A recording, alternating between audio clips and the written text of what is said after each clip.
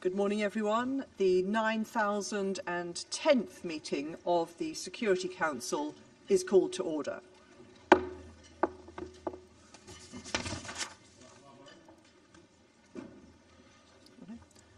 give the floor to the Russian Federation. Madam President, before we adopt the agenda, I'd like to express our protest in connection with the fact that the just started British presidency dealt with our two requests to convene a Security Council in connection with the horrific provocation of the Ukrainian forces in Bucha. Now, from the beginning, the first meeting which we requested on the Sunday, 3rd of April, for Monday at 3 p.m., and then an emergency meeting which we requested at 12 o'clock on the 4th of April, after you refused our first request. We considered that it was possible to blatantly violate the rules of the Council and for the second time issue a decision that wasn't coordinated with anyone, that it would be better to discuss this topic today. This is an outrageous situation set out in my letter to you yesterday as an official document of the Council. I would like to ask you, on what basis do you feel that you can act in such an outrageous way in contravention of all existing norms and rules? Don't you know that in case you don't agree with our proposal, you should have convened a meeting and put forward the issue of the advisability of holding a meeting for a vote, especially since you should have had before you the example of our presidency, where we didn't refuse a single time to convene any of the 6 meetings on Ukraine. We demand an explanation from you, and we hope that in the future you will not challenge the right of members of the Security Council to request a meeting enshrined in Rule 2. Meeting of the Security Council at the request of any member of the Security Council. Thank you. I thank the representative of the Russian Federation. Is there anyone else who wants to comment on this? I will explain the Presidency's position in just a moment. Okay. If I could respond to your points from the Russian Federation, we did not reject your request for a meeting. We received your letter on Sunday, and it is the responsibility, with the obligation of the Presidency to schedule a meeting. You particularly requested a meeting for a time on Monday. Our proposal as Presidency was to schedule the meeting either alongside the meeting today, so well within the 48-hour limit, which is the convention of the Security Council, or to hold the meetings sequentially, one after the other. And I understand that the Russian Federation turned down both proposals, but I wish to be clear that we did not reject the request for a meeting. The deferral proposed was less than 24 hours, and to be clear, we share the view that this is an urgent situation, and we have, as I say, offered the Russian Federation either a separate meeting today or to combine it with this one. And so, as far as the Presidency is concerned, we did everything in line with the provisional rules of procedure and with precedent. We have received no other complaints from Council members on the subject. I give the floor to the Russian Federation. Thank you. У нас есть доказательства, we have evidence, фактические доказательства того, что это было не менее чем за 24 часа до заседания, которое мы просили провести. 24 hours before the meeting that we requested. Это все зафиксировано документально. This is confirmed in documents. If anyone is interested, we can provide proof. But I want to express the hope that what you said today means that you will not in the future refuse member states of the Security Security Council to hold meetings when they request for it. Thank you. I thank the representative of the Russian Federation. The Presidency will not refuse to host meetings in the future, and I hope that that now closes that point and we can proceed with the adoption of the agenda. The provisional agenda for this meeting is letter dated the 28th of February 2014 from the Permanent Representative of Ukraine to the United Nations, addressed to the President of the Security Council, S/2014/136. The agenda is adopted. I should like to start by taking the opportunity to pay tribute on behalf of this Council to Her Excellency Lana Naseba, the Permanent Representative of the United Arab Emirates, for your service as the President of the Council for the month of March. I'm sure I speak for all of us in expressing our deep appreciation to Ambassador Naseba and her team for the skillful conduct of the Council's business last month. Thank you very much indeed to your team. In accordance with Rule 37 of the Council's Provisional Rules of Procedure, I invite the representative of Ukraine to participate in this meeting. It is so decided.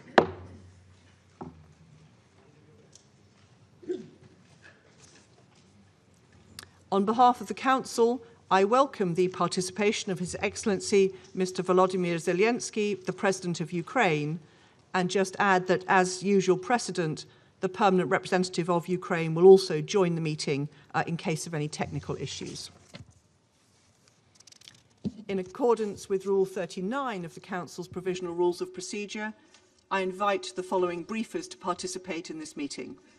Ms. Rosemary DiCarlo, Under Secretary-General for Political and Peacebuilding Affairs, and Mr. Martin Griffiths, Under Secretary-General for Humanitarian Affairs, Emergency Relief Coordinator. It is so decided. In accordance with Rule 39 of the Council's Provisional Rules of Procedure, I also invite His Excellency Mr. Olof Skog, Head of Delegation of the European Union to the United Nations, to participate in this meeting. It is so decided.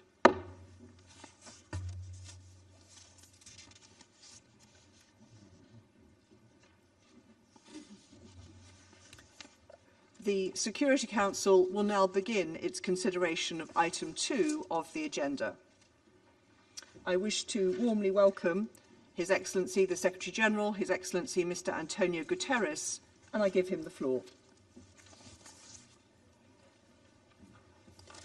Madam President, Excellencies, the war in Ukraine is one of the greatest challenges ever to the international order and the global peace architecture founded on the United Nations Charter, because of its nature, intensity, and consequences.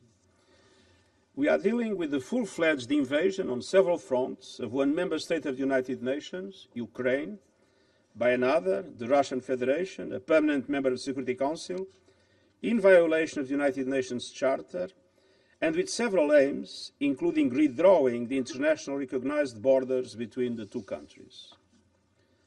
The war has led to senseless loss of life, massive devastation in urban centers, and the destruction of civilian infrastructure. I will never forget the horrifying images of civilians killed in Bucha, and I immediately called for an independent investigation to guarantee effective accountability. And I'm also deeply shocked by the personal testimony of rapes and sexual violence that now are emerging. The High Commissioner for Human Rights has spoken of possible war crimes, grave breaches of international humanitarian law, and serious violations of international human rights law. And the Russian offensive has also led to the displacement of more than 10 million people in just 1 month, the fastest forced population movement since the Second World War.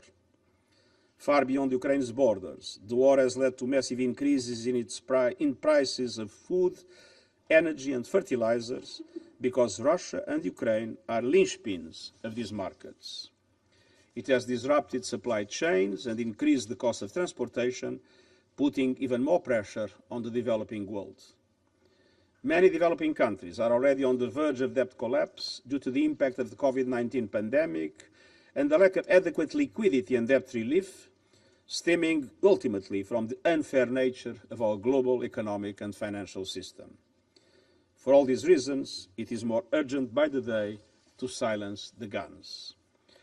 That is why I asked the Emergency Relief Coordinator, Martin Griffiths, to travel to Russia and Ukraine to press for an urgent humanitarian ceasefire. And the Secretary-General Griffiths will update you on the humanitarian situation and the results of his contacts so far. And the Secretary-General Di Carlo will also brief you on the political and human rights dimensions. But as Secretary-General of the United Nations, it is my duty to call the attention of the Council to the serious damage being done to the global economy and particularly to vulnerable people and developing countries. Madam President, our analysis indicates that 74 developing countries with a total population of 1.2 billion people are particularly vulnerable to spiking food, energy and fertilizer costs. Debt obligations take up some 16% of developing countries' export earnings, and in small island developing states, the figure is 34% and rising because of increased interest rates and the need to pay for expensive imports. In the past months alone, wheat prices have increased by 22%, maize by 21%, and barley by 31%. Brent oil prices on the 1st of April were more than 60% higher than at the same time last year. A series of events have led to that, not only the present situation. Natural gas and fertilizer prices more than double over the same period. We are already seeing some countries move from vulnerability into crisis and signs of serious social unrest. The flames of conflict are fueled by inequality, deprivation, and underfunding. With all the warning signals flashing red, we have a duty to act. Madam President, the Global Crisis Response Group on Food, Energy and Finance that I set up last month has formulated some initial recommendations for the consideration of Member States, international financial institutions and others. On food, we are urging all countries to keep markets open, resist unjustified and unnecessary export restrictions, and make reserves available to countries at risk of hunger and famine. This is not the time for protectionism. Humanitarian appeals must be fully funded. People caught up in crisis around the world cannot pay the price for this war. On energy, the use of strategic stockpiles and additional reserves could help ease this energy crisis in the short term. But the only medium and long-term solution is to accelerate the deployment of renewable energy, which is not impacted by market fluctuations. These will allow the progressive phase-out of coal and other fossil fuels, and renewables are already cheaper in most of the cases. And on finance, international financial institutions must go into emergency mode. We need urgent action by the G20 and international financial institutions to increase liquidity and fiscal space so that governments can provide safety nets for the poorest and most vulnerable. The reform I've been calling for the global financial system is long overdue. All these actions are closely linked with the prevention agenda and with building and sustaining peace. Madam President, the war in Ukraine must stop now. We need serious negotiations for peace based on the principles of the United Nations Charter. This Council is charged with maintaining peace and doing so in solidarity. I deeply regret the divisions that have prevented the Security Council from acting not only on Ukraine, but on other threats to peace and security around the world. I urge the Council to do everything in its power to end the war and to mitigate its impact, both on the suffering people of Ukraine and on vulnerable people and developing countries around the world, and I thank you. I thank the Secretary-General for his remarks. I now give the floor to Ms. Rosemary DiCarlo. Thank you.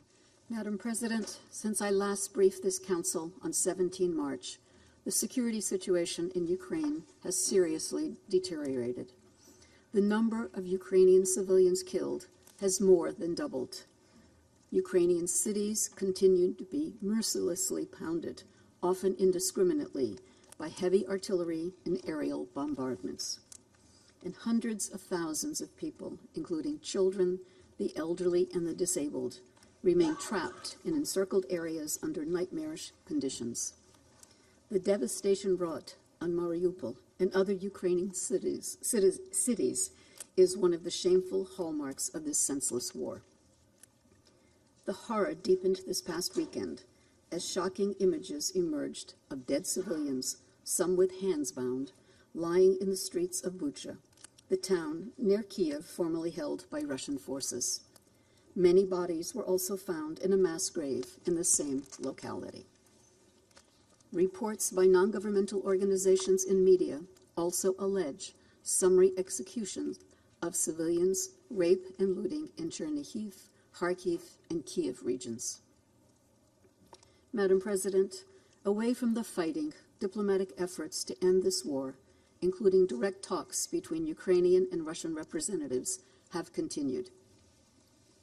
We commend the government of Turkey for hosting these discussions, as well as the efforts of many others engaging with Russia and Ukraine to help bring about peace. We welcome the willingness of the sides to continue engaging to reach a mutual understanding. This requires good faith and earnest efforts, and progress in the negotiations should be translated quickly into action on the ground. While there has been a reported reduction of Russian troops in attacks around Kyiv and Chernihiv, such moves should not be merely tactical, repositioning forces for renewed attacks on Ukrainian cities and towns elsewhere. The General Assembly has twice called for Russian forces to withdraw entirely from Ukrainian territory and cease all military operations. We also take note of the reported withdrawal of Russian forces from around the Chernobyl nuclear site. The International Atomic Energy Agency reports that this development will hopefully allow it to conduct an assistance and support mission to provide technical advice and to deliver equipment where necessary as soon as possible. All nuclear sites in Ukraine must be fully protected and secured. Military operations in or around these locations must be avoided. Madam President, the numbers tell a tragic, if yet incomplete, story. According to the Office of the High Commissioner for Human Rights, at least 1,480 civilians have been killed and at least 2,195 injured between 24 February and 4 April 2022. OHCHR believes that the actual figures are considerably higher. We are gravely concerned by the persistent use of explosive weapons with the wide impact area in or near populated areas. Such weapons are causing most civilian casualties, as well as massive destruction of civilian infrastructure, including residential buildings, hospitals, schools, water stations, and electricity systems. OHCHR has received credible allegations that Russian forces have used cluster munitions in populated areas at least 24 times. Allegations that Ukrainian forces have used such weapons are also being investigated. As noted by the High Commissioner, indiscriminate attacks are prohibited under international humanitarian law and may amount to war crimes. The massive destruction of civilian objects and the high number of civilian casualties strongly indicate that the fundamental principles of distinction, proportionality, and precaution have not been sufficiently adhered to. In besieged cities, a significant increase in mortality rates among civilians can also be attributed to the disruption of medical care and basic services. People with disabilities and the elderly are particularly vulnerable.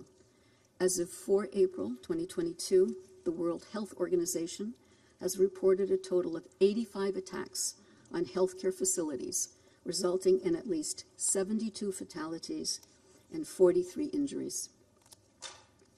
Madam President, we are seriously concerned about reports of cases of arbitrary arrests and enforced disappearances of persons who have been vocal against the Russian invasion. As of 30 March, OHCHR has documented the arbitrary detention and possible enforced disappearance of 22 journalists and civil society members in Kyiv, Kherson, Luhansk, and Zaporizhia regions. 24 local officials have also been detained in regions under Russian control, 13 of whom have been subsequently released.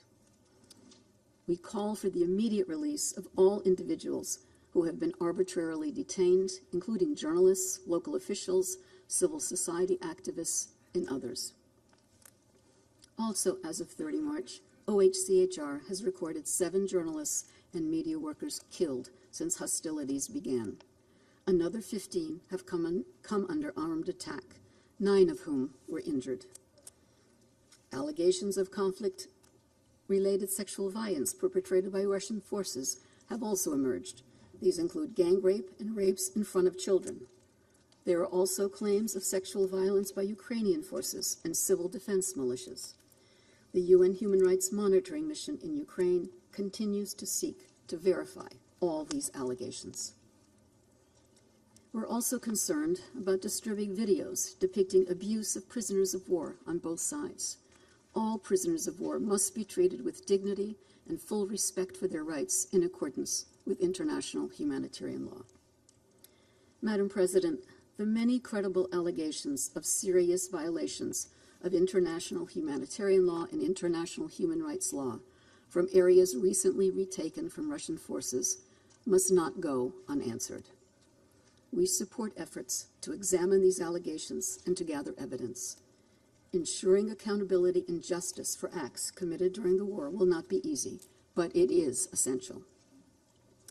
Madam President, we are heartened by the generosity of neighboring countries who have accepted millions of refugees and the solidarity of the Ukrainian people who are hosting their displaced compatriots.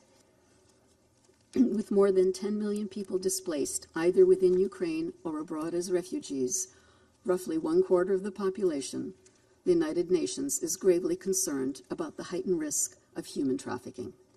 Indeed, suspected and verified cases of human trafficking are surfacing in the surrounding countries, according to the International Organization for Migration. Madam President, this war is devastating Ukraine now, but it also threatens its future. Early assessment projections by UNDP suggest that if the war continues through 2022, Ukraine faces the prospect of seeing 18 years of socioeconomic progress lost. This would set the country and the region back decades and leave deep long-term social and economic fissures. UN agencies, including UNDP, are working to help preserve Ukraine's hard-won development gains. This involves supporting the government to sustain essential government structures and basic services, including emergency measures to sustain livelihoods, such as cash-based assistance. Madam President, the war in Ukraine has damaged Europe's security architecture. Its economic repercussions are already evident far from the battlefield. The longer the war continues, the greater the risk that it will further weaken the global institutions and mechanisms dedicated to preserve peace and security. The war was started by choice. There is no inevitability to it or to the suffering it is causing. The United Nations is ready to do everything within its means to help bring an end to it. Thank you, Madam President. I thank Mr. Carlo for her briefing. And I now give the floor to Mr. Martin Griffiths. Thank you, Madam President. As you've just heard from the Secretary-General and Under-Secretary-General De Carlo, Ukrainian civilians are paying far too high a price for this war. I want to speak briefly about humanitarian needs and what we're doing to meet them before I then refer to my recent travels. In the last 6 weeks, as we have heard, at least 1,430 people have been killed, among them over 121 children, and we know this is very likely a serious underestimate. Homes and civilian infrastructure, bridges, hospitals, schools have been damaged and destroyed. And in fact, the current figures on displacement tell us that more than 11.3 million people have now been forced to flee their homes, and of that, 4.2 million are now refugees in those generous neighboring countries that Rosemary has just been referring to. So in total, more than a quarter of the population of Ukraine has fled in this extraordinary short time. And unfortunately, we can imagine that these figures will continue to rise until we can find a pause and some peace. Madam President, the ground and air offensives and counteroffensives are making life nearly impossible for many civilians in Ukraine. Families, the elderly, women and children have been trapped by fighting already for too long. For more than 5 weeks, the people of Mariupol have been caught up in the fighting. And it is well documented that really Mariupol is a center of hell. Other cities like Chernihiv, Sumy and Kharkiv remain cut off from essential goods and services. And perilous conditions are hampering our efforts to access civilians or for them to access us. And we restate here that civilians must be allowed to move to safer areas without the fear of attacks and at their own choice and at their own selection. It's vital that all parties to the conflict respect their obligations under international humanitarian law to protect civilians and to allow impartial humanitarian organizations safe, rapid, unimpeded access to all civilians in. Madam President, as the world watches humanitarian needs soar in Ukraine, the United Nations and our partner organizations are making every effort to dramatically increase our support to affected civilians. The work of the 6,000 volunteers from the Ukraine Red Cross, as we have noted before in this chamber, together with local NGOs in eastern Ukraine, these people, these organizations continue to work tirelessly at the front line of assistance to communities. The World Food Programme has reached more than 1.3 million people with cash and food assistance and plans to push that number up to 2.5 million people in this month. Health partners report that more than 180 tons of medical supplies were delivered in Ukraine, with another 470 tons on the way. And this will address the health needs of around 6 million people in the months ahead.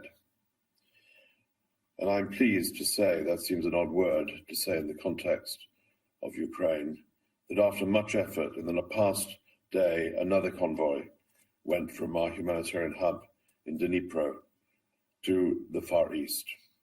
Today, food, winter clothing, non-food items, medicine, hygiene kits were offloaded to the Ukraine Red Cross and will reach the hands of those most in need. Indeed, following notification to both parties, a formal process that we and also the International Red Cross are engaged in, 4 convoys in total from the UN have provided critical support to people in some of the cities encircled by war and affected by ongoing fighting. Several more are planned. So these are initial steps, but it gives us a basis to now expand and taking our efforts up to scale and expanding much more than 1 convoy a day. As the Secretary General and the Under-Secretary General has already said, I want to also join them in expressing my concern over the growing number of reports we receive of human trafficking, sexual violence, exploitation, and abuse in Ukraine and in the region. And as ever, such horrific incidents as we're seeing there overwhelmingly impact displaced women and children more than others.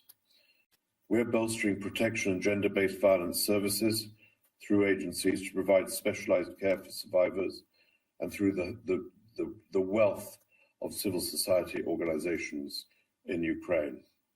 These services are designed, carried out directly in collaboration with and through Ukrainian civil society, including, very particularly, women-led organizations. Madam President, today I'm addressing you from Geneva, having just returned from Moscow overnight. As you know, the Secretary General, as he said, charged me to bring both sides together on humanitarian grounds to explore both specific and sustained ways to reduce humanitarian suffering, including in particular, inter alia, but in particular, the pursuit of a humanitarian ceasefire. Yesterday in Moscow, I had long and frank exchanges with the Minister of Foreign Affairs, Sergei Lavrov, and his deputy, Sergei Vershinin, and then separately with Alexander Fomin, the Deputy Minister of Defense. In my meetings with these senior officials, I discussed also, in addition to these possibilities of humanitarian ceasefires, I discussed the issue of humanitarian convoys of safe passage, including the 4 which I've already referred to.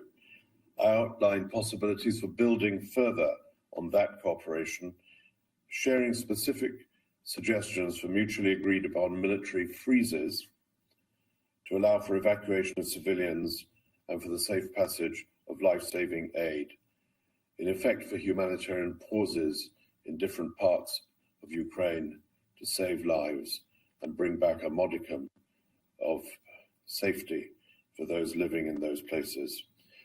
My counterparts in Moscow received these suggestions, assured me of their intent to carefully study those ideas, which I left with them. And we agreed to remain in close contact. And I came away from these meetings believing that we have a very long road ahead of us, but it must be traveled. And Madam President, we will travel it. Tomorrow I plan to travel to Ukraine to have discussions with senior authorities from the Ukrainian government in Kyiv on Thursday on these same issues and others that they will no doubt present to me, and also to see firsthand with our crisis coordinator, Amin Awad, the humanitarian response. Madam President, thanks to generous donor contributions, many from governments in this chamber, the humanitarian response since February has indeed been scaled up, allowing us to meet the needs of 1.5 million people. We will need sustained financial support for needs in Ukraine. And like the Secretary General, I want to stress, as he has done consistently, that funding must not be diverted from other crises. And Madam President,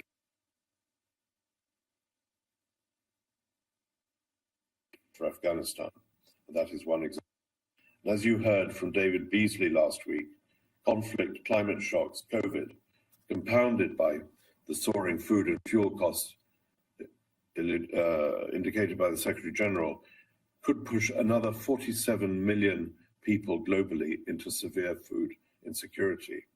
And so the total number of people around the world who will not know where their next meal comes from could be driven to the astonishing figure of 325 million people around the world. That is by a long distance the highest in our recent history, and well over double what it was 3 years ago. So, Madam President, I close, of course, like others, by reminding the Council of what the Council already knows well. The world cannot afford this war, and neither can the people of Ukraine.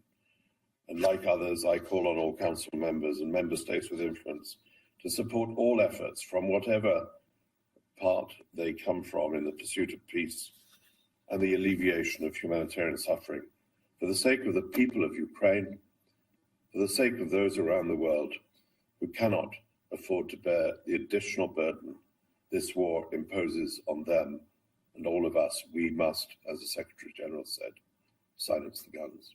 Thank you, Madam President. I thank Mr. Griffiths for his briefing. I now give the floor to His Excellency Mr. Volodymyr Zelensky, the President of Ukraine. You have the floor, sir.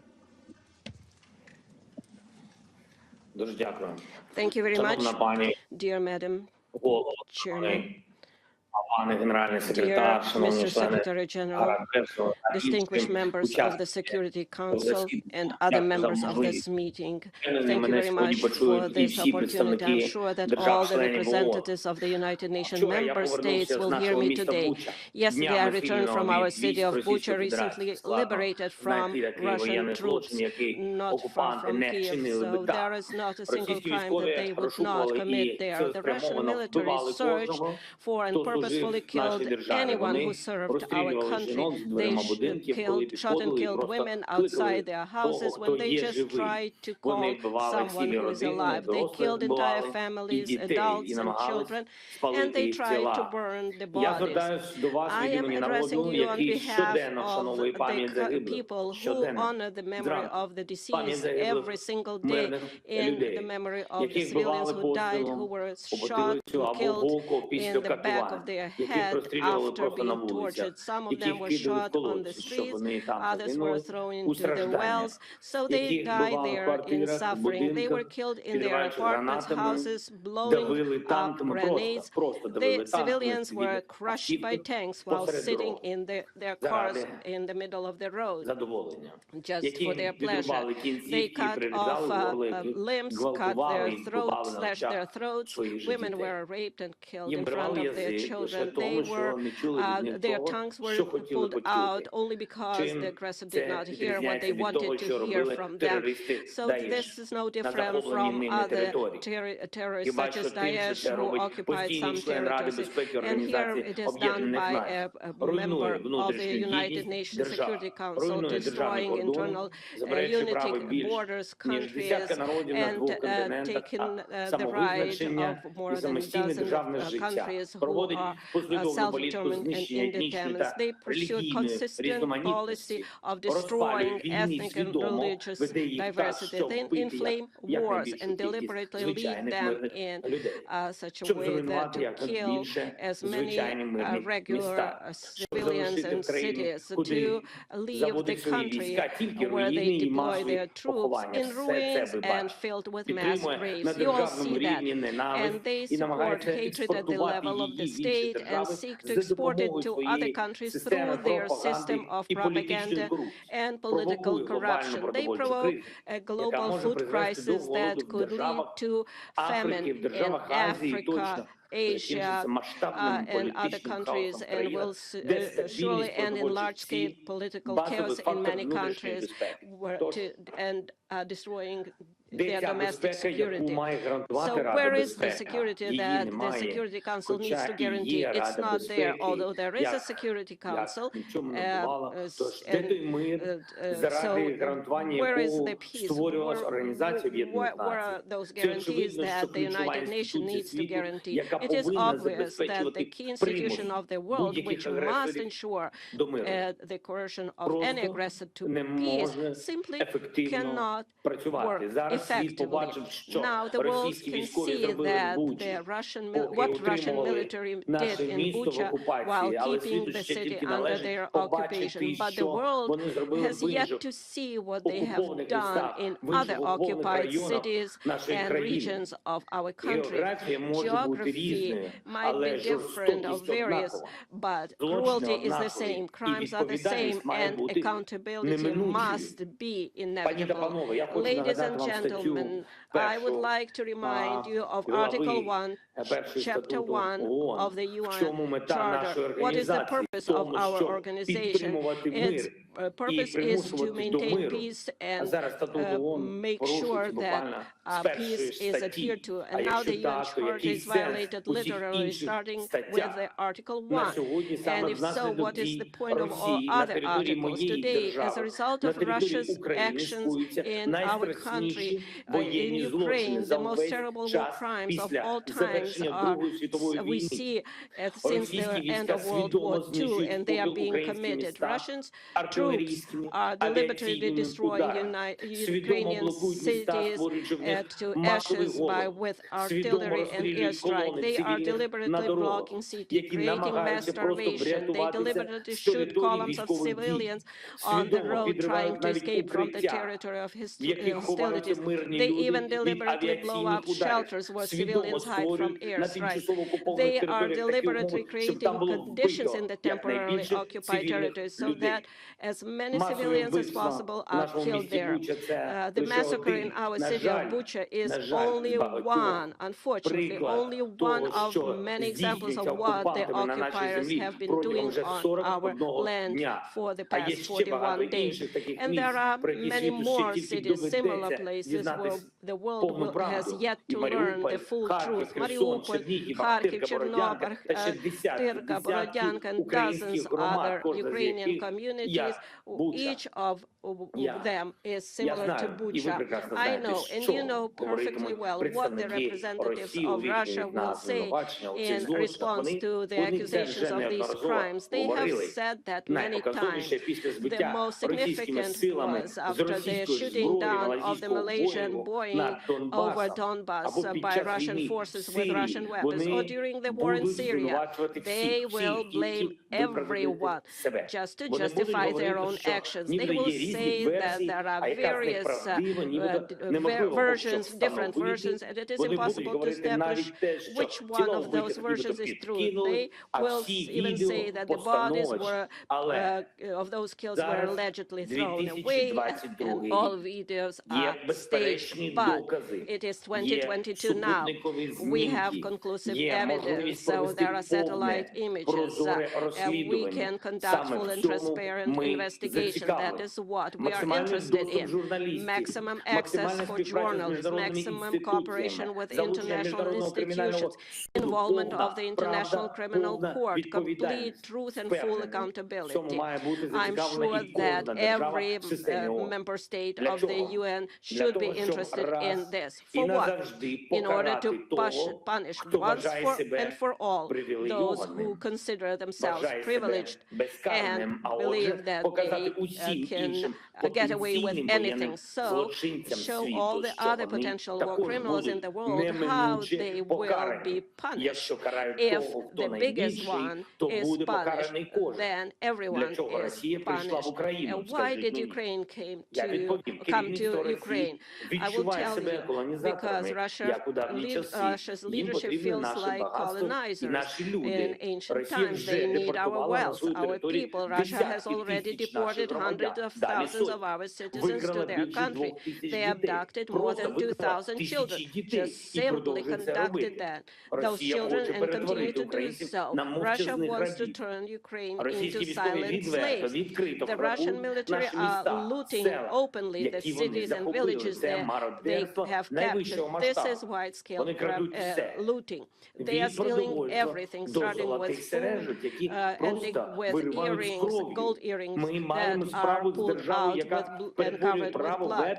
We are dealing with a state that is turning the veto into the UN Security Council into the right to die. This undermines the whole architecture of global security. It allows them to go unpunished. So they are destroying everything that they can. So if this continues, the countries will rely only on the power of their own arms to ensure their security, and not on international law, not rely on international institutions. The United Nations can be simply closed. Ladies and gentlemen, are you ready to close the UN? Do you think that the time of international law is gone? If your answer is no, then you need to act immediately. The UN Charter must be restored immediately. The UN system must be reformed immediately so that the veto is not the right to die.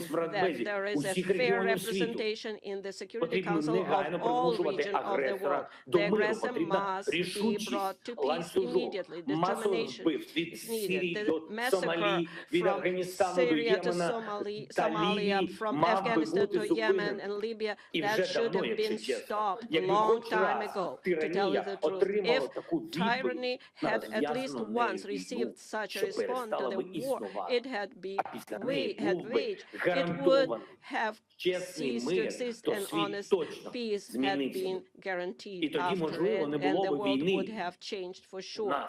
And then perhaps there would not be war in my country against our people, against Ukrainian people, against our citizens, but the world watched and did not want to see either the occupation of Crimea or the war against Georgia or taking the entire Transnistria from Moldova, and how Russia was preparing the basis for other conflicts and wars near their borders.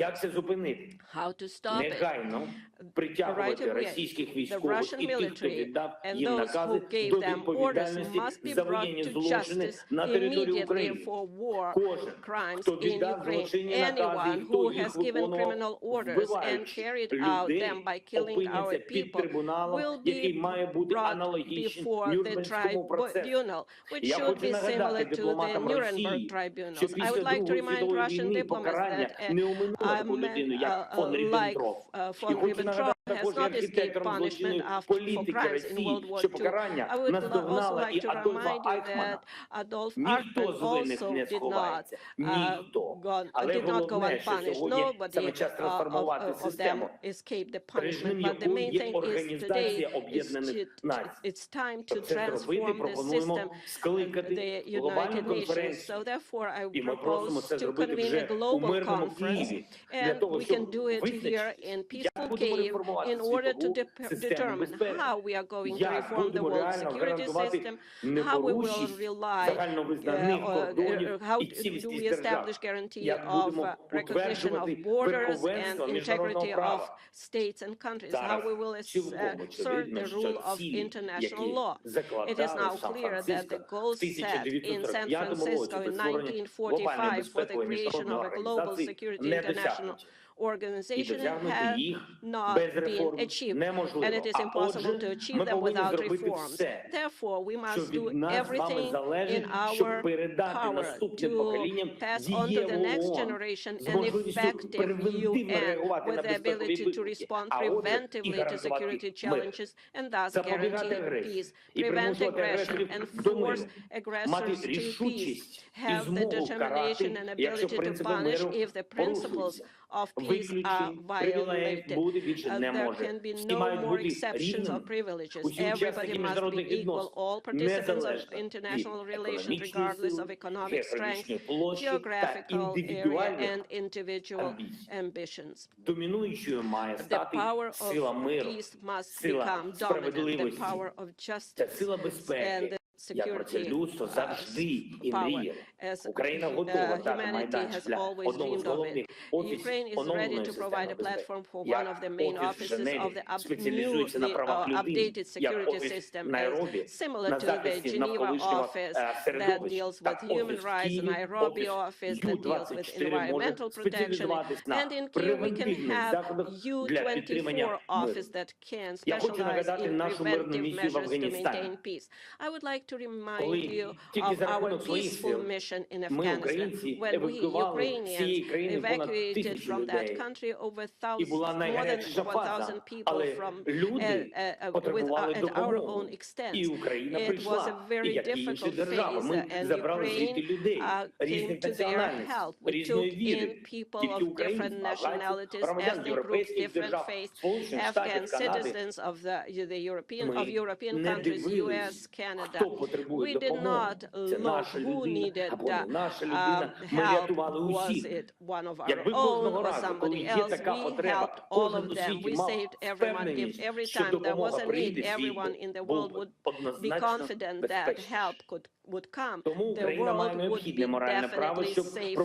Therefore, Ukraine has the moral right to propose a reform of the world security system. We have proven that we helped others not only happy time, but in dark times too. And now we need decisions from the Security Council for peace in Ukraine. If you do not know how to make this decision, you can do two things. Either remove Russia as an aggressor and a source of war, so it cannot block decisions about its own aggression, its own war. And then do everything that we can do to establish peace. Or the other option is, please show how we can reform or change, dissolve yourself and work for peace. Or if there is no alternative and no option, then the next option would be dissolve yourself altogether. And I know that you can admit that if there is nothing that you can do besides conversation, we need peace. Ukraine needs peace, Europe needs peace, and the world needs peace.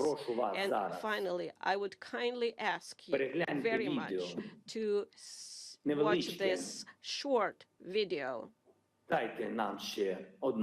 Please give us 1 more minute of your time, the video that we want to show that one country can violate rights, and that's the result of being unpunished. If possible, please watch this video, because it is impossible to get everyone to come to our country and see it with your own eyes. Therefore, I would ask you to watch this video. Thank you very much.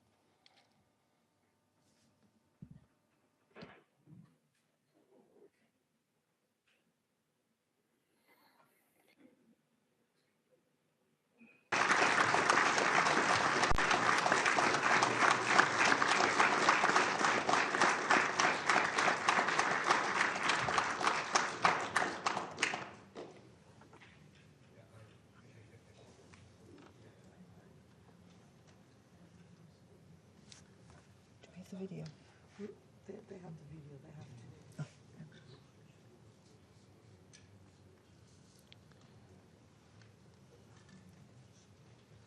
I'm not sure. The video, is it just coming?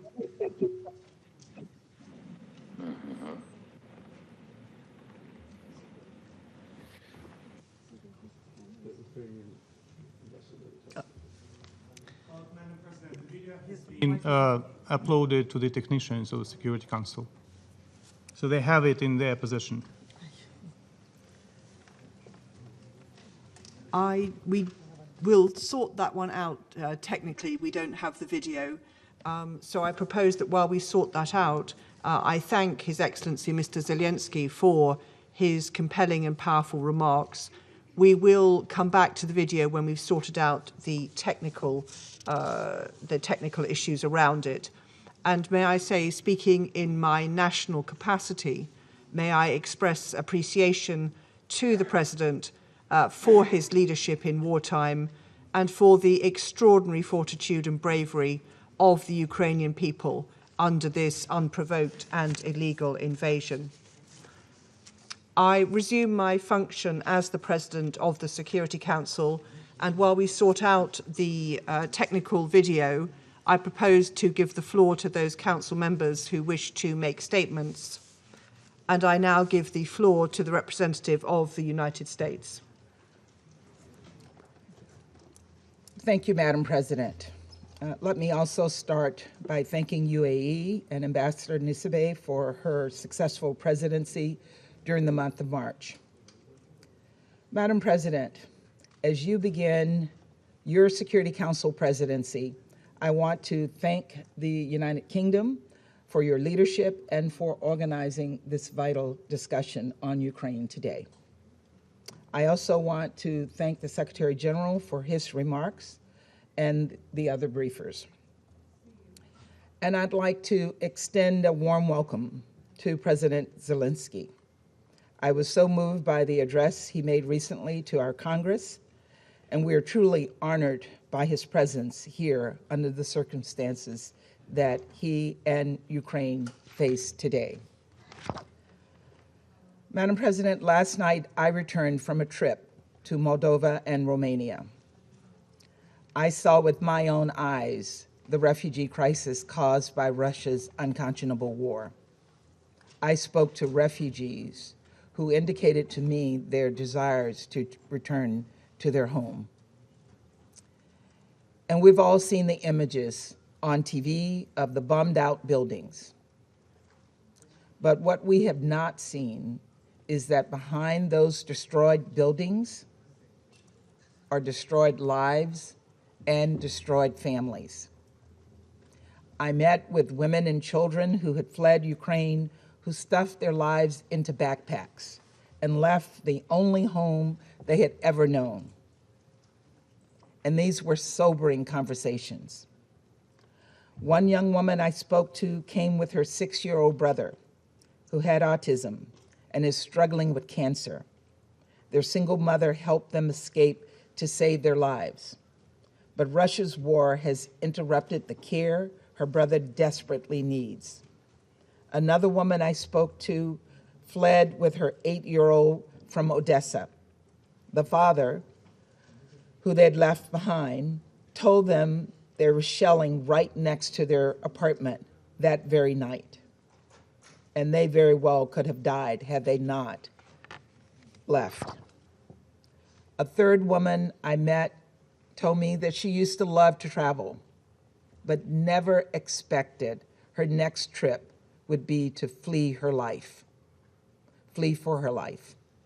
When I asked her where she was from, she started to say, and then she stopped with tears in her eyes and said, "I'm sorry. I don't know how to say it, whether I live in Kyiv or whether I used to live in Kyiv." She was realizing in the moment just how dramatically her life had changed because of this senseless war. These are 3 stories of more than 10 million people, 6 million internally displaced, 4 million who have left Ukraine altogether, 4 million people who have relied on the big-heartedness of countries like Moldova, Romania, Poland, Slovakia, Hungary, and others across the region and the world to welcome and support all those leaving Ukraine in search of safety. Ukraine's neighbors are bearing the brunt of Europe's most significant refugee crisis since World War II. And I want these countries to know that they have a committed partner in the United States. And that is why the United States announced recently that we are prepared to provide more than $1 billion in new funding toward humanitarian assistance for those affected by Russia's war in Ukraine and its severe impact around the world. And it is why we are welcoming up to 100,000 Ukrainians and others fleeing Russia's aggression to the United States. We will continue to assist humanitarian efforts to help the people of Ukraine and all those fleeing Putin's violence. But as heart-wrenching as the stories are that I heard in Moldova and Romania, there are some stories we will never get to hear. Those of the people we saw in the images out of Bucha. We've all seen the gruesome photos. Lifeless bodies lying in the streets, apparently summarily executed, their hands tied behind their backs. As we work to independently confirm the events depicted in these images, I would remind this council that based on the currently available information, the United States has assessed that members of Russia's forces have committed war crimes in Ukraine. And even before seeing the images from Bucha, President Zelensky, along with others in the region, were reporting that children were being abducted, and we heard him say that today.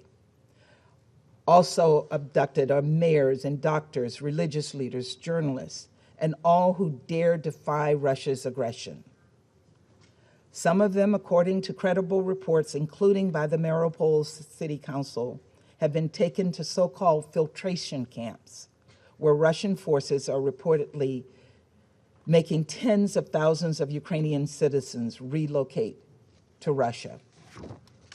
Reports indicate that Russian federal security agents are confiscating passports and IDs, taking away cell phones, and separating families from one another. I do not need to spell out what these so-called filtration camps are reminiscent of. It's chilling, and we cannot look away.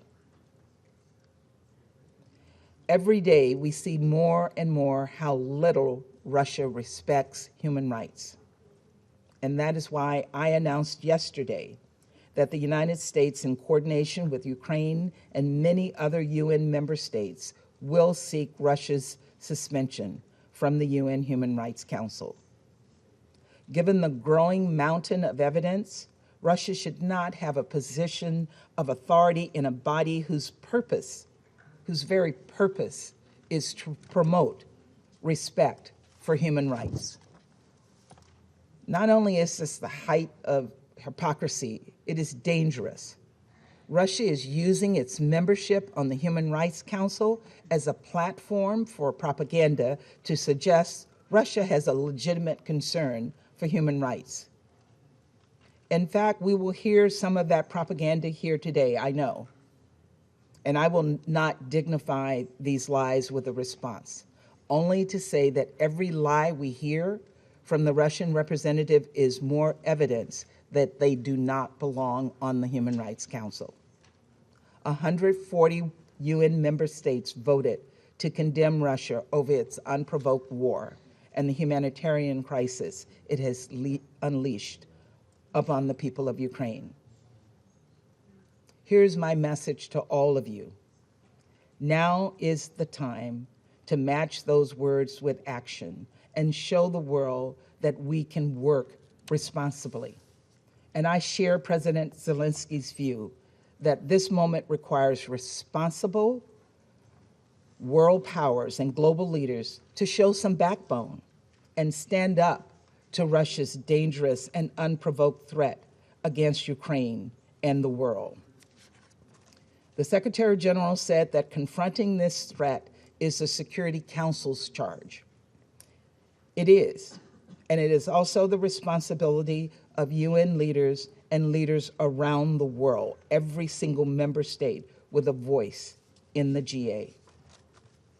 No one can be a shield for Russia's aggression. Suspending Russia from the Human Rights Council is something we collectively have the power to do in the General Assembly. Our votes can make a real difference. Russia's participation on the Human Rights Council hurts the Council's credibility. It undermines the entire UN, and it is just plain wrong. Let us come together to do what is right and do right by the Ukrainian people. Let us take this step to help them to start to rebuild their lives. And let us match the courage of President Zelensky, who we are so honored to have with us today. President Zelensky, I want you to know that we stand with the people of Ukraine as you face down this brutal attack on your sovereignty, on your democracy, and on your freedom. Thank you. I thank the representative of the United States for her statement, and I give the floor to the representative of Albania. Thank you, Madam President. Let me thank Ambassador Nusibe for having steered our work during the month of March and wish the UK and you, Madam President, full success in our common work during this month. Albania welcomes President Zelensky's presence to this meeting. His remarks are painful, and his account on what Ukraine is experiencing under Russian occupation is revolting. We stand by you, Mr. President, by your compatriots, all Ukrainians, for their heroic resistance, for their resilience that the entire world is admiring. You are not alone. You have the world on your side, because it's the side of the right, of the just, and as we hope, of victory. Slava Ukraini. Madam President, let me thank SG Guterres for his, again, very clear and powerful remarks. I also thank USG DiCarlo and Griffiths for their updates. This is the 14th meeting of the Security Council on Ukraine since the 31st of January, while the war of aggression has entered the second month. Let's establish a few basic yet meaningful facts. Russia has stalled and its imperial dreams are nowhere. Taking Ukraine finally proved impossible. Kyiv was too hard to swallow. Russian army is in disarray, but it has not stopped shelling and bombardments. But all this is not new, and all this is not news. The real news that has horrified the world is what Russia is leaving behind.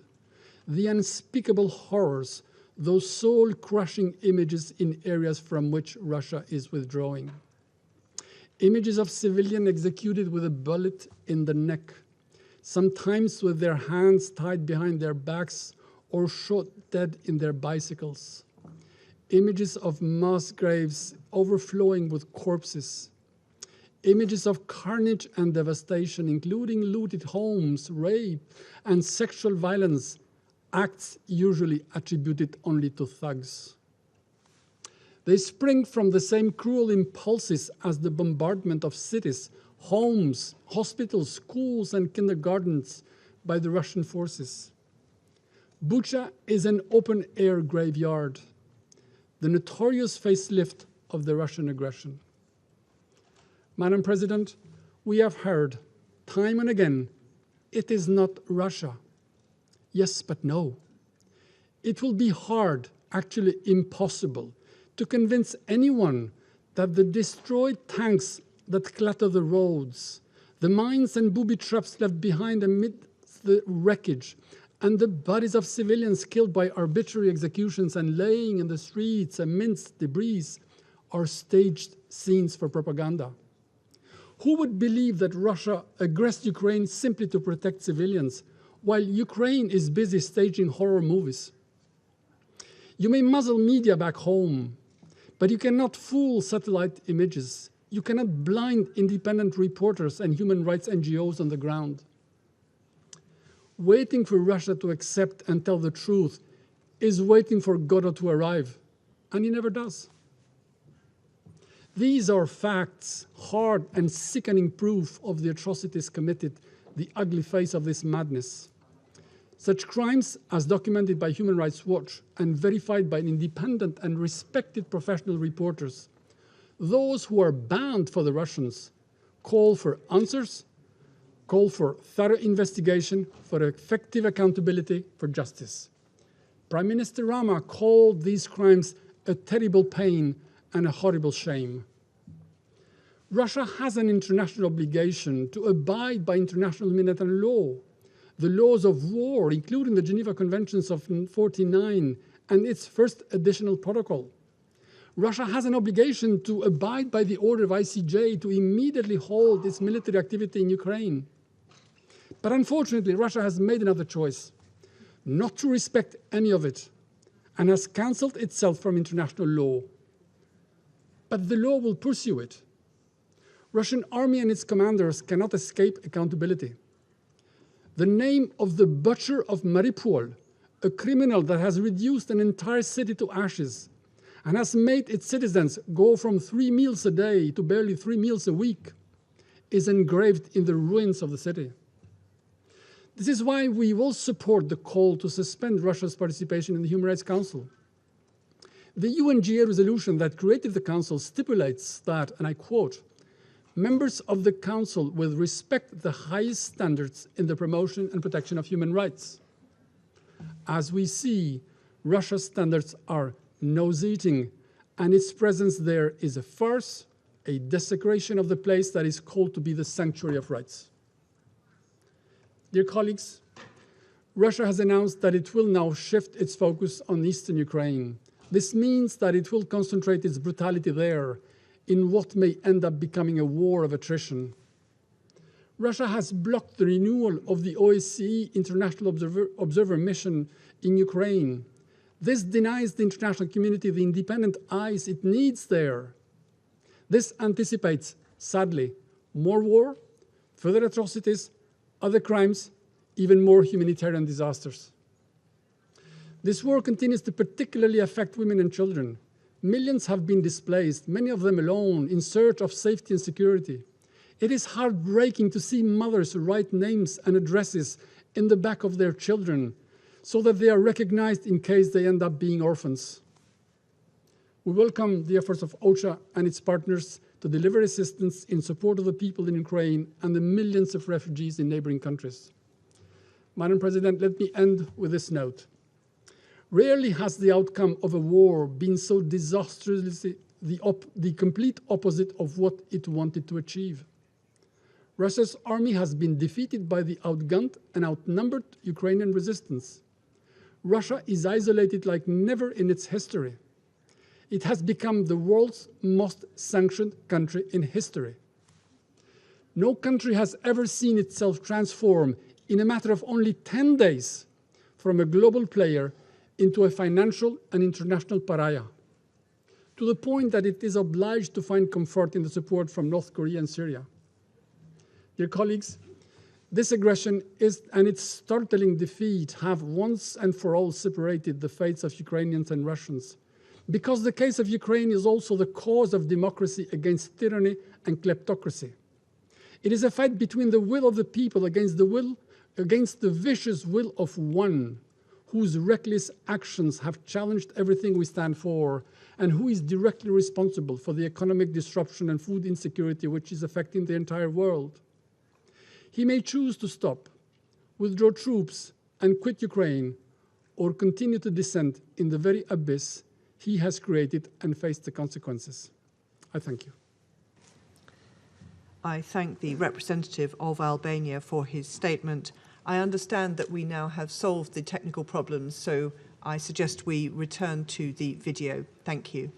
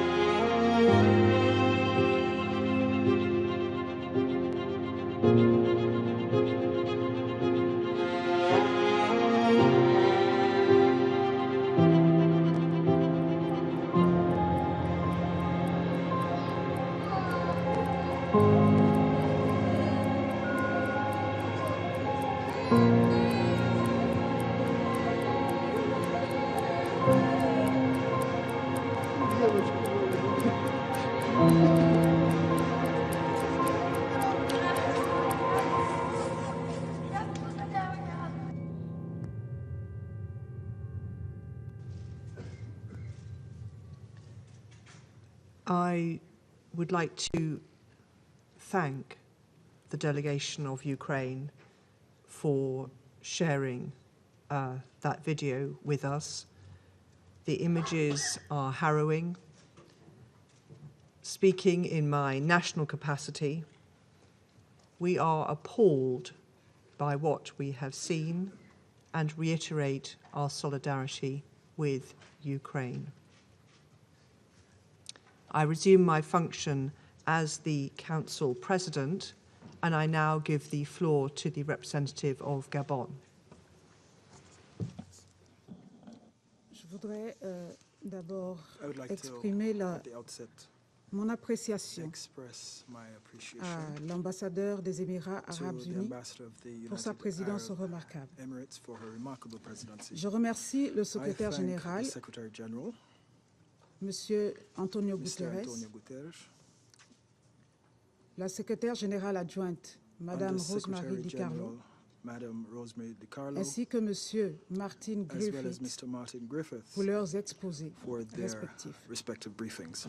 Je salue la participation à I cette welcome the réunion participation du in this président meeting Zelensky. of Madame la President Présidente, Zelensky. Madam President, nous continuons we d'assister continue impuissants to à la guerre en witness Ukraine. powerless the Pendant que war se in déroule le Ukraine, décompte macabre while the des grim morts toll of the et des dead and personnes displaced mounts, et que les combats and se fighting poursuivent au même continues rythme que la even courbe as des lives statistiques. and Les civilian pertes en hommes infrastructure et en infrastructures civiles ne cessent de are s'accroître. destroyed Un jour de guerre est day in, décidément day un jour out. de trop. One day of war is one, Alors que le without a doubt, conflit one est day dans too sa many. sixième And as the semaine, conflict le enters nombre de its personnes sixth déplacées week, the number of dépasse displaced à présent persons les 10 millions, is now surpassing the dont 10 près million de mark, 4 millions de almost réfugiés 4 dans les pays million of voisins. which have sought Il refuge s'agit in d'une neighboring catastrophe countries. humanitaire This is a effroyable, frightening dont les répercussions humanitarian catastrophe. seront The sans doute repercussions aggravées of par les which risques are sure to d'insécurité worsen as a alimentaire result of the risks dus à of food l'imprévisibilité des insecurity due récoltes, to the avec là unpredictability aussi of des harvests, effets transrégionaux. which will Je in voudrais turn à cet have égard saluer trans-regional la knock-on mise en place effects. par le secrétaire I'd général like to d'un welcome the groupe de Secretary travail sur General's l'alimentation, establishment of a working l'énergie group task et les force finances on pour réduire food l'impact de la security, guerre. energy and finance to Madame la reduce the impact of the Présidente, war. Madam President, les allégations concernant des allegations violences, concerning notamment sexuelles, contre violence, les femmes, especially sexual sont violence un against sujet women, de très grande are préoccupation. cause for grave, Mon very pays grave est concern. très My préoccupé country is également very concerned as par well les attaques at contre les attacks infrastructures against et les personnels infrastructure humanitaires. and humanitarian Les personnel. travailleurs humanitaires qui s'activent sur les lieux de combat Humanitarian workers jamais être working la in cible theaters of d'attaques conflict should never be the Ces target derniers of sont armed bien souvent le attacks. lien qui They are maintient les very often victimes de the la guerre link between avec victims ce of qui war reste d'humanité lorsque les and what fondements remains of sont humanity renversés. when the rug has been Ces pulled derniers from under doivent their pouvoir feet. acheminer l'aide humanitaire Humanitarian dans tous workers les should be lieux able to où elle funnel est nécessaire, humanitarian assistance sans to wherever entrave it is et dans needed des conditions without de obstacles sécurité and in conditions of garanties security par toutes les parties. guaranteed by all parties. Des convois It d'évacuation should be possible to form sécurisés secure doivent pouvoir être evacuation édifiés convoys pour permettre to le bon allow for déroulement the des évacuations smooth des personnes qui souhaitent quitter les zones de combat. evacuations of Il persons s'agit d'une wishing aide to vitale leave pour combat les quelques zones. 18 This millions is de personnes ont a besoin vital d'aide form of assistance humanitaire en Ukraine. to the almost La 18 situation à million people Mariupol, in need of pour ne citer humanitarian que cette assistance in ville, Ukraine. devient proprement The situation intenable. in Mariupol, to La mention just this town, is détérioration becoming plainly exponentielle des conditions de vie, untenable. The voire de survie exponential dans certaines deterioration localités, in living est conditions, très indeed préoccupante. survival conditions in Plus certain encore, places, lorsque is les very concerning. infrastructures civiles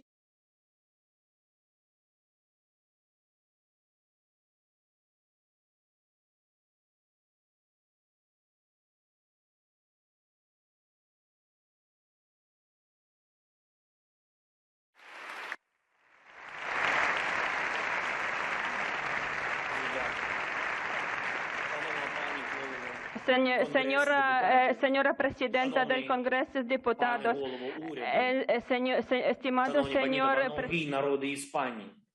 Насамперед, перш за все, я прошу вибачення за цю невеличку затримку. Щойно я виступав перед Радою безпеки ООН, але це абсолютно не означає неповаги для вас. Ця затримка – це технічний момент. Дякую за цю можливість, великою повагою від усього українського народу до вас. Я звертаюсь до вас з надією, що саме ви зрозумієте найбільше наш біль від війни і нашу надію на мир. Тому що для нас в Україні зараз під загрозою абсолютно все, що і для вас є основою суспільного життя. Ми одна з найбільших країн Європи, одна з найбільш строкатих, але об'єднаних демократією і повагою до кожної людини, до кожної спільноти.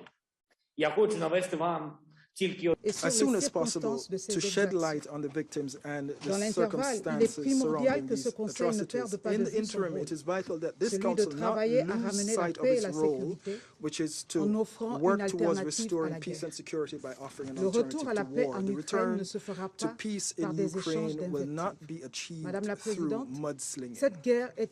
Madam President, this war has lasted long enough and its effects are already being felt felt beyond Ukraine's borders. From our perspective, the equation is posed in terms of a decision on establishing a ceasefire and on creating the conditions for safe and unfettered provision of humanitarian assistance needed by populations in distress. I wish to reiterate Gabon's appreciation to neighboring countries that continue to mobilize to urgently welcome refugees. We encourage them to extend the same welcome to all persons in distress without distinction as to origin or race, including African nationals and students. We request them to ensure respect for their dignity, and we call for fair treatment of all persons in distress. It is urgent that the parties commit resolutely to negotiation to bring an end to the hostilities. We call to a de-escalation and a halt to the combat. There is no other way. My country is closely following current negotiations between the parties, especially in Istanbul, and we hope that they will soon lead to a ceasefire so as to create a climate of confidence and to establish the climate of calm needed for diplomacy to make its voice heard and for the guns to be silenced. Thank you. I thank the representative of Gabon for her statement, and I now give the floor to the representative of the Russian Federation. Thank you, Madam President. признательность и благодарность делегации Объединенных Арабских Эмиратов за gratitude to the delegation of the United Arab Emirates for their presidency in the month of March. We're also grateful to the Secretary General, to Rosemary DiCarlo and Martin Griffith for their briefings. We also listened to the President of Ukraine, Volodymyr Zelensky. We'd like to thank Martin for his visit to Moscow, during which, as far as we can judge, he had some useful meetings and discussions. Better than anyone else, he should know the efforts that Russia is undertaking every single day to organize humanitarian corridors.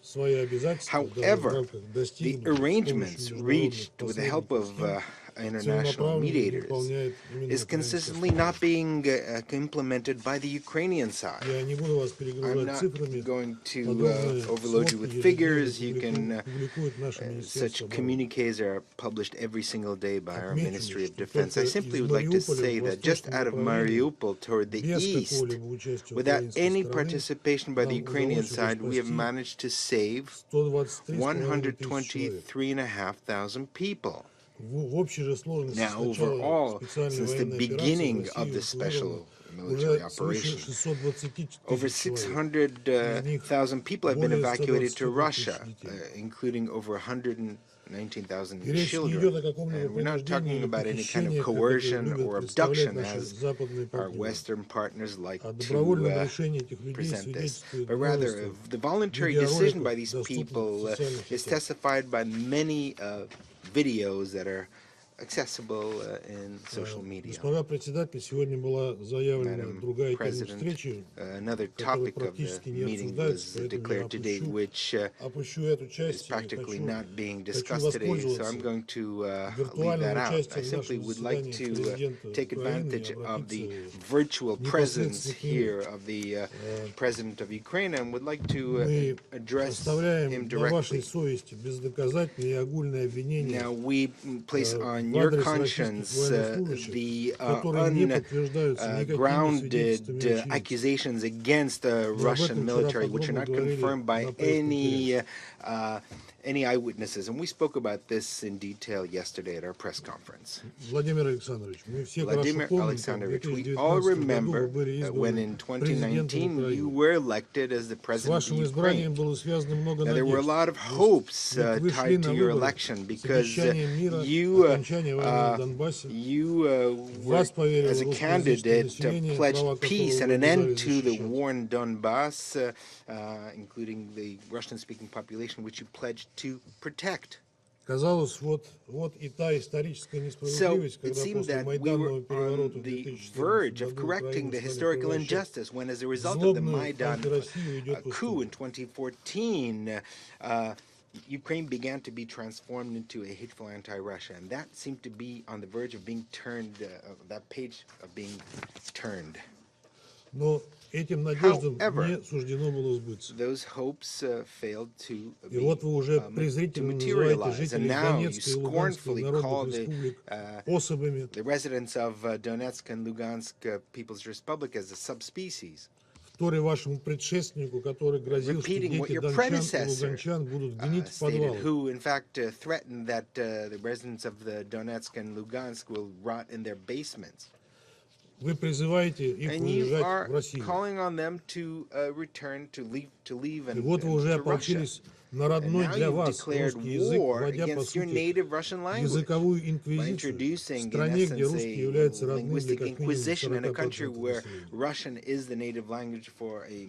40%. А сегодня взрывы и снаряды звучат почти по всей территории, на всей территории Украины, не только на востоке, где они не смолкали 8 лет. И звучат они именно потому, что другого способа принести мир на Донбасс, к сожалению, не peace to the Donbass, После того, как вы и ваши after подчиненные you and your категорически subordinates отказались выполнять Минские categorically соглашения, refused to comply with the Minsk приготовившись при agreements. этом уже в At the марте same решить time, by проблему Донбасса preparing военным already back in March to solve the В problem of ходе the Donbass нашей by military спецоперации means. мы In the нашли course of our множество special operations, we соответствующих have секретных found many secret orders testifying to this. Нам говорят, что на We're Украине told that не может there быть can be no нацистов. Nazis in Однако мы Ukraine. прекрасно However, we знаем, что know они у very вас не well только есть, но, к that not only are сожалению, they правят there, бал. but unfortunately they are running the show.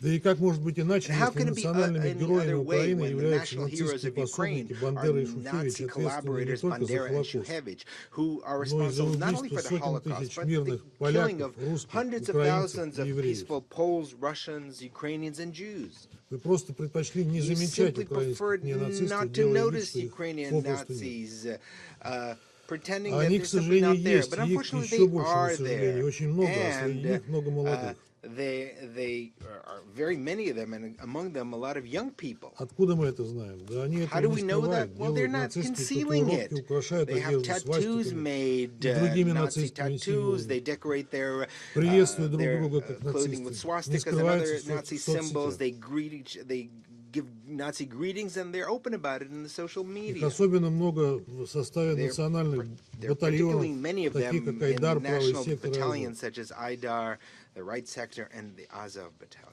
И это было бы ладно, And но that would они be еще и one действуют thing, как нацисты, but they're also убивают как они. acting like Nazis, and they're killing like them. Причем не только пленных And российских they're not солдат, just killing мучениями которых потом бахвалятся в Russian интернете, or но и prisoner своих же. soldiers, of which they torture and gloat Ваши about it on the social неонацистские media, but радикалы they kill отличаются their own. беспримерной Your жестокостью к мирному neo-Nazis and населению, radicals которые они используют в have качестве shown живого unrivaled щита cruelty и against the устанавливают civilians, рядом с which they жилыми use as домами human тяжелую shields артиллерию and и РСЗО.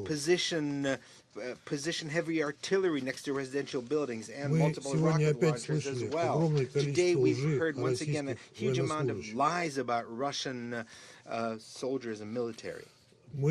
У нас есть сотни, если не We have тысячи, hundreds, if не not тысячи thousands видеосвидетельств людей, of video которые готовы testimonials дать of people who are показания ready о to provide жестокости testimony about украинских the националистов. cruelty of Ukrainian Зачитаю здесь nationals. I'll лишь just некоторые из них. read some of them here. Это жестокие истории, но вы должны их These are услышать. cruel histories, but you need to hear them. Наталья Кудинова, Natalia мэр Kudinova города, says сбежал одним the из mayor первых. of the town Затем was one of the украинская first власть to run врала, away. что Afterwards, Россия the не Ukrainian пропускает людей по authorities гуманитарным lied that коридорам. Russia was not letting people through Женщин с humanitarian детьми наш corridors. батальон Азов The под National страхом Battalion смерти выдерживал в Azov, подвалах under threat и of death, грабил на kept women and блокпостах children in мирных жителей. basements, and it robbed civilians at checkpoints. Бабушка с внучками My рассказывала, как grandmother батальон Азов не давал выйти из подвала, said that the Azov battalion и did кто not сделал шаг allow her to вперед, стрелял на leave поражение. basements. Anyone trying to leave На was блокпосту shot Азова at the Azov девушек и checkpoint. женщин раздевали Women догола and и забирали золото и girls were деньги. stripped naked and had their jewelry Включая and money последнее. taken away. Валентина Николаевна Борисенкова рассказывает, как украинские военные выгнали из частного дома на улице Краматорская женщину с двумя детьми и стреляли оттуда из миномета. Она со слезами на глазах ушла, выгнали из собственного дома ее. Двое деток у нее. Выгнали хлопцы, повязки голубые. Это украинские опознавательные знаки.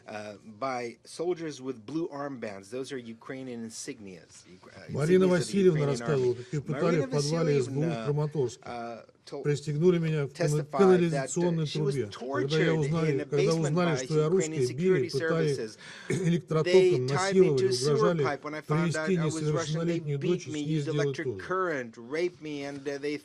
Шаповалова Ольга Георгиевна. Выехали из Мариуполя, из Мангуши уже 25 марта. Огневые точки ВСУ стояли между домами и во дворах школ, прикрываясь мирными жителями. По кварталу вокруг драмтеатра ездил украинский танк и производил беспорядочные выстрелы. Стрельба велась по жилым домам. На территории 69-й, 68-й, 5-й школы стояли танки. Видела своими глазами. Суппорткина Ольга Сергеевна. Школа номер 15 Мариуполя. С 25 февраля ВСУ заняли там свои позиции и уехали оттуда 7 марта. Стрельбу оттуда производили. Наш дом пострадал от обстрелов. 8-9 марта были очень сильные обстрелы, и именно целенаправленно было по домам. Украинских военных спросили, зачем они это делают. Ответили, что пока весь русский дух не уничтожит, будут находиться там. Мародерство с их стороны началось сразу. Разграбили все магазины. Эвакуироваться нам помогли войска ДНР, довезли нас до Мангуши. Есть еще множество душераздирающих историй. Есть до смерти замученные русские украинцы с вырванными свастиками. Есть убитые мародерами и преступниками, которым раздали оружие. Мирные граждане и иностранцы, гибель которых руководство Украины, вопреки фактам и здравому смыслу, пытается свалить на российских военных. Я говорил об этом, еще раз скажу. Это подлость. Это подлость думать о том, что российские военнослужащие способны на то, в чем это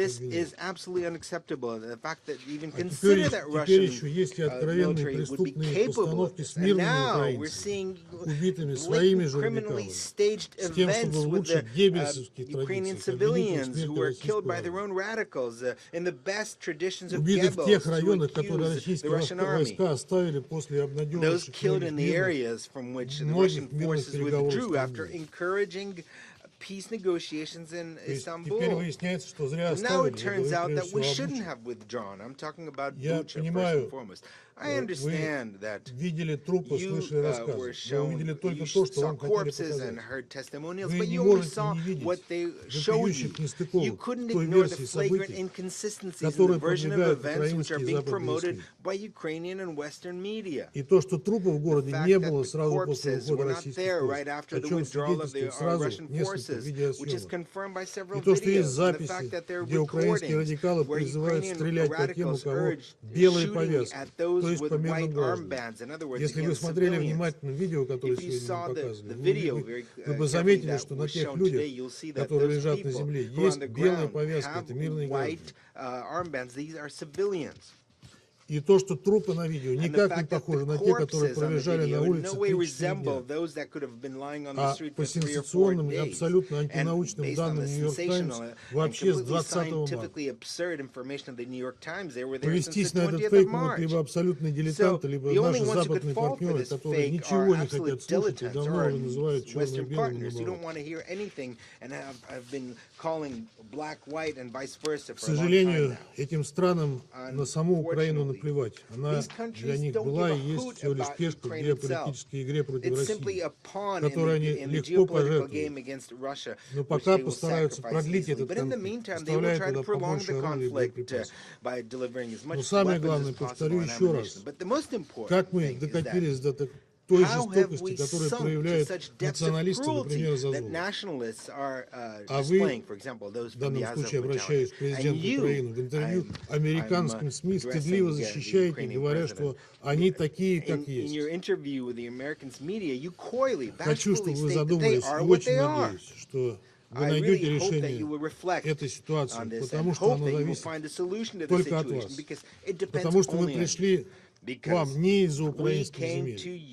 Мы пришли, чтобы принести долгожданный мир на истекавшую кровью Донбасс.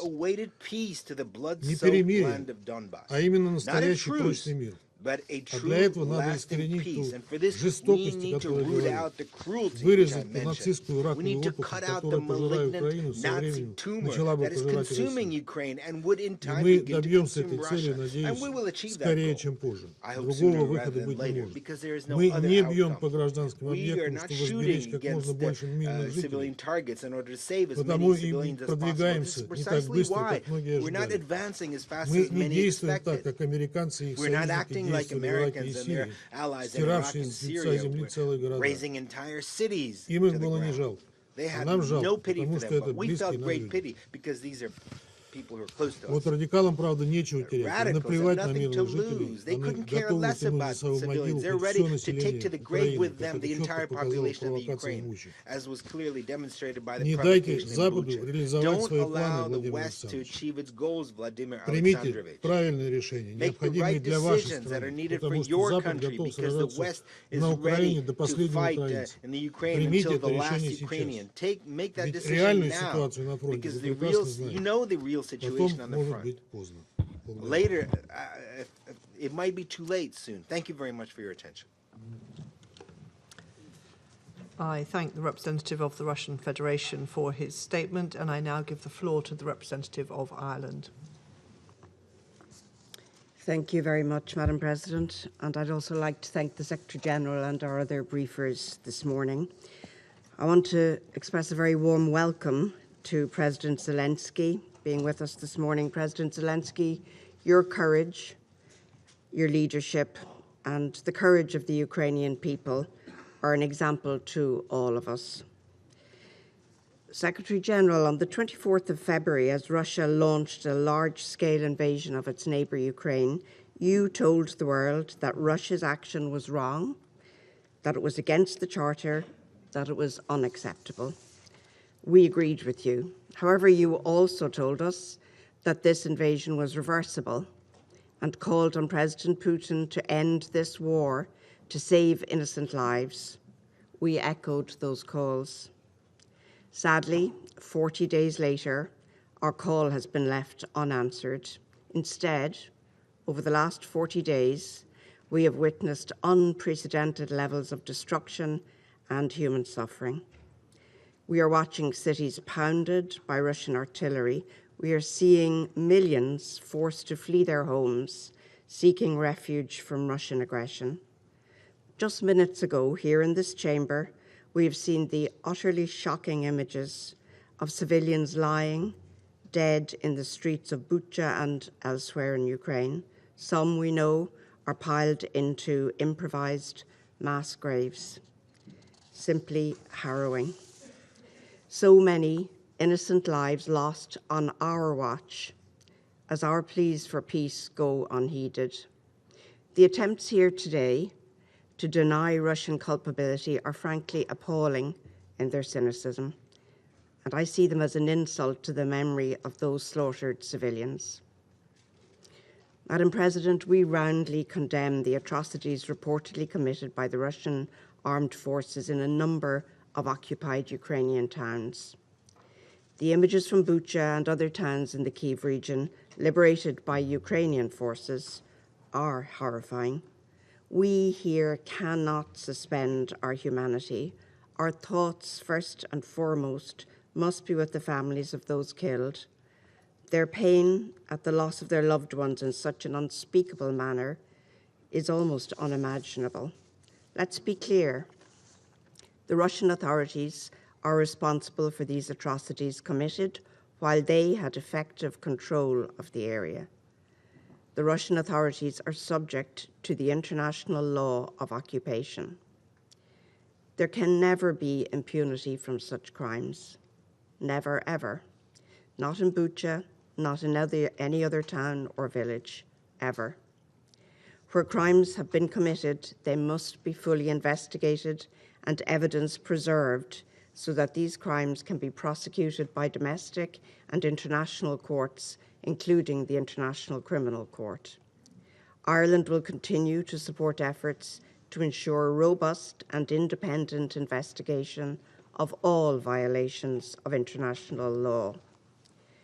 We must have accountability and justice for the victims, and for the survivors of this war. We at this table share that responsibility in face of such atrocity. We call on the Russian Federation to abide by the order of the International Court of Justice and to immediately cease its military action and withdraw from the entire territory of Ukraine. Madam President, in the last 40 days, we have seen a horrific humanitarian disaster unfold in Ukraine because of the Russian Federation's unprovoked and unjustifiable further invasion of that country. A country where just weeks ago, citizens lived in relative peace and prosperity, and one which has been transformed now into one where families lack access to basic necessities, where basements have become bomb shelters, where millions have become IDPs and refugees. The use of explosive weapons in populated areas has had a devastating impact on civilians in the midst of active hostilities. Once again, we call for the parties to the conflict to comply with international humanitarian law, including the obligation to direct attacks only against military objectives, the prohibitions against indiscriminate and disproportionate attacks, and the obligation to take all feasible precautions in attack. We have heard increasing allegations of sexual violence by Russian soldiers. You referred to this morning, Secretary General. We must stress that conflict-related sexual violence can constitute a war crime. The perpetrators of such crimes must be accountable. They must be held accountable. They will be held accountable. Sexual violence is another abhorrent crime of this war that cannot go unanswered. We again reiterate the need for full, safe, and unhindered humanitarian access to those in need, as called for today by Martin Griffiths. Secretary General, we again echo your call for Russia to implement an immediate humanitarian ceasefire. It is the very least the aggressor can do. It is way past time. As we know, the reverberations of this war are reaching far beyond Ukraine. It's unacceptable that Russia's war of choice against Ukraine is also having, and will continue to have, significant spillover effects across the globe. Deterioration of food security, surging energy prices, increasing poverty. The most vulnerable and impoverished in developing countries will suffer the most. We utterly reject that. Madam President, it is our collective responsibility here at this table to maintain international peace and security, nothing less. This is why we call on the Russian Federation to stop this war, to stop its unlawful attempts to establish occupying authorities, to stop destabilizing the democratic foundations of the Ukrainian state. Such steps are yet further reprehensible violations of Ukraine's independence, sovereignty, and territorial integrity. It gets harder each time to say this, but it is never too late to do the right thing and to end this war now. Thank you, Madam President. I thank the representative of Ireland for her statement, and I now give the floor to the representative of Brazil. Thank you, Madam President. Let me start by thanking Ambassador Nusseibeh, along with her team at the UAE mission, for competently navigating the work of the Security Council in March. I welcome His Excellency, Mr. Volodymyr Zelensky, President of Ukraine, in the Council today. I would like to thank the Secretary General, Antonio Guterres, and the Secretary General for Political Affairs, Rosemary DiCarlo, and Under Secretary General for Humanitarian Affairs, Martin Griffiths, for their updated presentations about the situation in Ukraine. Madam President, as we enter into the 6th week of hostilities in the Ukrainian territory, we continue to witness appalling images of human suffering. The recent reports of acts of violence against civilians in Bucha, Irpin, Kharkiv, Donetsk, and other places affected by the conflict are extremely worrying, according to the statement by the ICRC. We call for a really independent and thorough investigation of all reported violations with the full cooperation of both parties to the conflict without prejudging any conclusions, and underscore the need for perpetrators to be held accountable. The international community is witnessing for too long appalling scenes of destruction of once peaceful cities, with shocking images from the conflict and the desperation of thousands of civilians trapped in the battlefield, with no food, no water, and no electricity. Once again, we renew our pleas for a broad, effective, and immediate cessation of hostilities in Ukraine. Only after the silence of the guns and the withdrawal of troops are achieved will it be possible to halt the immense costs of human suffering this conflict has brought.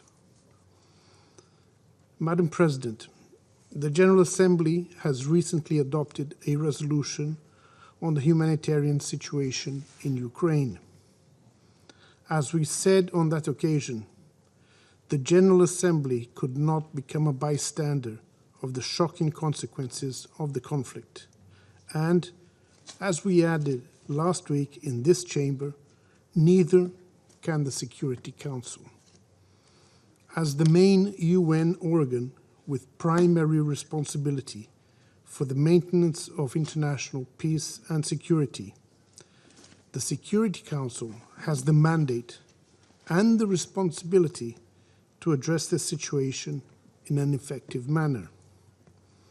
Nevertheless, our assessment is that the Security Council is failing in its role to help in supporting efforts to foster a constructive dialogue between the parties, with the aim of brokering an effective peace settlement to this conflict. We deeply regret that the Security Council has not been able to speak with one voice throughout the crisis. Promoting compliance with international humanitarian law, protecting civilians, calling for peace, these are objectives that should unite rather than divide us. We should strive to create the conditions for, on the one hand, invigorating the political negotiations, and, on the other, reaching an understanding on practical measures to minimize human suffering in Ukraine. Civilians wishing to flee the hostilities must be able to do so in safety, and those who decide to stay cannot become targets of attacks. In the same vein, parties must grant safe passage to relief consignments to those in need. Once again, Brazil reiterates the call for all parties to fully respect and ensure respect for international humanitarian law. The causes of conflict, whatever they are, do not undermine the obligations of all parties have to guarantee that civilians should be protected, that the wounded receive medical care, that humanitarian assistance reach those in need, and that detainees be treated humanely in all circumstances. There must be no politicization of humanitarian actions, nor selective application of international humanitarian law. Also, geopolitical objectives must not supersede the endeavor for peace, nor prolong the human suffering caused by war. Madam President, this conflict and its associated sanctions, apart from the enormous human suffering and devastation caused in Ukraine, is having spillover effects in the entire world, especially through increased prices of oil, gas, grains, and fertilizers, among others. Food insecurity has become an even greater threat to the world's poorest people, above all in developing countries. The longer this conflict persists, the higher the risk of further instability, hunger, and devastation in Ukraine and around the world. It is high time to return to the path of dialogue and diplomacy, for a peaceful settlement of the conflict. We urgently need the cessation of hostilities. De-escalation of tensions and negotiations are the only way out of this conflict, not only for the countries directly involved, but also for the entire world. I thank you, Madam President. I thank the representative of Brazil for his remarks, and I now give the floor to the representative of Kenya. Thank you, Madam President. I congratulate you on assuming the presidency of the Security Council for April and assure you of my delegation's full support. I listened closely to the remarks by the Secretary General and his Undersecretaries General, Rosemary DiCarlo and Martin Griffiths, hoping to hear that our fears that the war in Ukraine has entered a new, more dangerous phase were exaggerated. Sadly, they offered no such comfort. Instead, we are left with the words of His Excellency Volodymyr Zelensky, the President of Ukraine, who has described the horrifying suffering of civilians in Bucha and other towns and neighborhoods in Ukraine.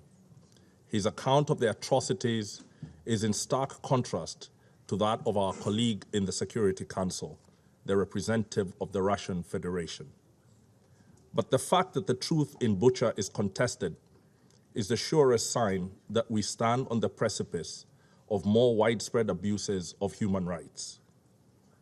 In April 1994, even as genocide engulfed Rwanda, there were members of the Security Council contesting the horrifying truth that 1 million people were being murdered.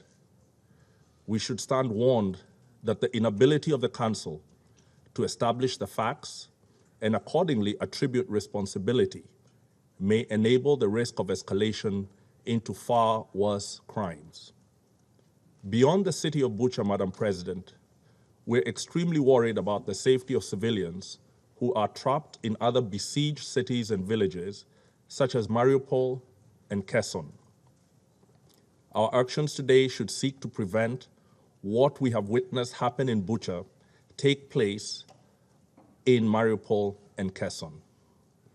While we debate who is responsible for the horrors of Bucha, it is incontestable that what started as a special military operation is now a war, and that what began with reassurances of limited aims, not targeted at civilians, has led to thousands of dead civilians and millions of refugees and internally displaced.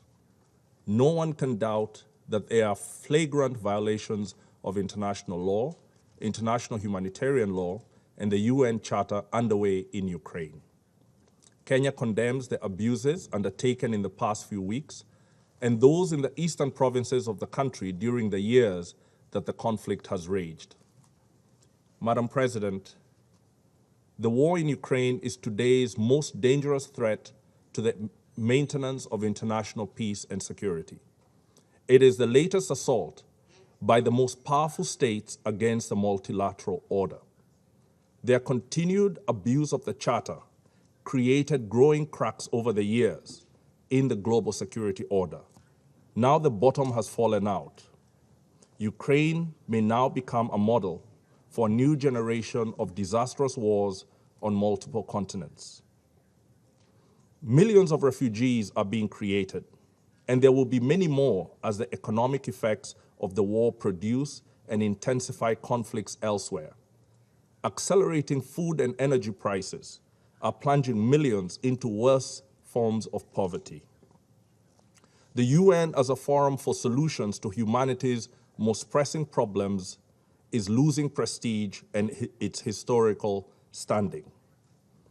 President Zelensky has left us with ideas for Security Council reform that we need to consider seriously.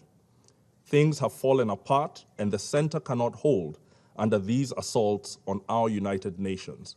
We must reform.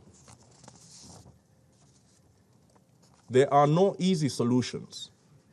Even a negotiation that is not properly structured to protect the people and sovereignty of Ukraine could be the prelude to a wider war. For now, we urge the following urgent steps, understanding their limits due to the continued inability of the Security Council to act decisively.